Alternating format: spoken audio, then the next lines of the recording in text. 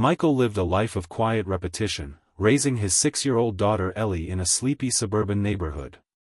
The nights were usually silent, broken only by the soft hum of the heater or Ellie's faint sleep talk. That night, unable to sleep, he stood in the hallway with a cup of coffee in hand, thinking of his late wife. It had been years since she passed, and he had grown used to the stillness, until a knock echoed through the house. It was 2 a.m. He set down the mug, his heart skipping. Knocks at that hour were never good news. He tiptoed past Ellie's room and slowly opened the front door. Standing there, framed in the cold and dim porch light, was a young woman. Her hair was damp, coat too thin for the freezing night, and her lips trembled from more than just the cold. Michael stared at her, confused but strangely unsettled. "I'm sorry," she said softly, her voice fragile. "I didn't know where else to go. I know this sounds strange, but, you feel familiar." Michael's brows furrowed. He had never seen her before, at least, not that he could remember. But something in her eyes, there was a flicker of recognition. She wasn't just lost. She was searching, for something. Or someone. Before he could ask more, a gust of wind pushed against the door and instinct took over. He opened it wider and said, "Come in." It was a decision that would soon change all of their lives forever. Michael brought the mysterious young woman inside, offering her a warm blanket and a steaming mug of tea. The living room, softly lit by a table lamp, felt like a safe cocoon against the cold night outside. She sat quietly at first, hands wrapped around the cup, stealing glances at the family photos on the wall, photos of Ellie, and of Michael with his late wife, Sarah. After a few moments of silence, she finally spoke. Her name was Anna. She didn't know why she had come to this house, only that something inside her had guided her here. As if fate had gently taken her by the hand. Then she noticed a specific photo on the shelf, Sarah holding baby Ellie, smiling. Anna's breath caught. Her voice trembled as she pointed to the picture. "I know her," she whispered. That's my birth mother." Michael froze. Confused and stunned, he sat down across from her. Anna began to explain that she had recently begun searching for her roots after her adoptive mother passed away. All she had was an old photo tucked into an envelope, of Sarah, as a teenager, holding a newborn. A woman she'd never met but had always longed to know. Now, sitting in Sarah's home, across from her husband and daughter, Anna finally felt the pieces falling into place. Michael looked at her, a swirl of emotions in his chest. Could it really be true? A stranger, or family? The answer, it seemed, had just come home. The next morning, after Ellie left for school, Michael climbed into the attic, heart pounding. Dust clung to the air as he rummaged through old boxes marked Sarah's things. He hadn't opened them in years, not since the funeral.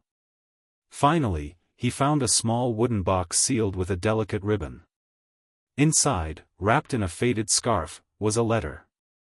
The handwriting on the envelope was unmistakable, Sarah's. His hands trembled as he unfolded it. In the letter, Sarah confessed something she had never had the courage to tell him in life. Before they met, as a scared teenager, she had given birth to a daughter. Her parents insisted on adoption, and though it broke her, she let the baby go. She never stopped thinking about her. The letter ended with a simple plea. If she ever comes looking, please show her kindness. Michael sat motionless, the weight of the revelation sinking in. Anna wasn't just a stranger on his doorstep, she was Sarah's firstborn. Ellie's half-sister. He returned downstairs, letter in hand, and found Anna staring out the window, still unsure if she belonged. Without a word, he handed her the letter. As she read it, tears spilled down her cheeks. Her hands trembled, not from the cold this time, but from finally knowing the truth. Michael sat beside her, gently placing a hand on her shoulder. "You were meant to find your way home," he said. In that moment, something shifted. They were no longer strangers. They were family. The next few days brought a quiet warmth back into the house, something Michael hadn't felt in years. Anna stayed in the guest room, unsure at first, but Ellie's excitement changed everything. To Ellie, it wasn't complicated. "You're my sparkle sister," she said with a grin, hugging Anna tightly. She didn't care about half or full, just that Anna was here, and she made Daddy smile again. One morning, as sunlight spilled across the kitchen, Anna stood at the stove helping Ellie pour pancake batter. Laughter filled the room, clumsy drips on the counter, syrup on fingers. Michael watched from the doorway, arms crossed, a rare smile tugging at his lips. For years, the house had echoed with absence. Now, it was filled with giggles, footsteps, and the low hum of something healing. Anna shared stories of her childhood, how she always felt out of place, how she longed for answers. And Ellie, in her usual blunt honesty, said, "Well, you belong here now." Michael quietly agreed. He started to see Sarah in Anna's eyes. In her patience, her stubbornness, the way she tucked her hair behind her ear. It wasn't just genetics. It was something deeper, like a piece of Sarah had come home to finish a story that had been left open. That evening, they set the dinner table for three without thinking twice. No more separate chairs. No more missing pieces. Just a father, a daughter, and the sister she never knew she needed, making something whole again. A month later, the backyard looked like a page from a dream. String lights swayed gently in the breeze, casting a soft golden glow over the picnic table. Michael grilled burgers while Ellie chased fireflies, her laughter ringing through the air like music. Anna sat on a blanket nearby, her sketchbook open, capturing the moment in soft pencil strokes.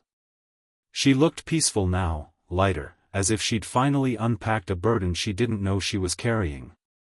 As the sun dipped below the fence line, Michael brought out marshmallows, and the three of them huddled around a small fire pit. Ellie roasted hers to a golden crisp, proudly handing the first one to Anna. "To sisters," Ellie said cheerfully. Anna smiled, eyes brimming. "To family." Michael looked at them both, his heart full. A part of him had once believed his story ended the day Sarah passed. But now, sitting under the stars with his daughter and the young woman who once stood shivering at his door, he realized something beautiful. Some stories don't end. They just find new chapters. What began with a knock at 2 a.m. became a second chance, for all of them. Not just for Anna, who finally found where she belonged, but for Michael, too, who learned that love doesn't run out. It multiplies. As the fire crackled and Ellie curled up in Anna's lap, Michael whispered, more to himself than anyone else. "She found her way home, and brought us back to life, too." And this time, their home felt complete.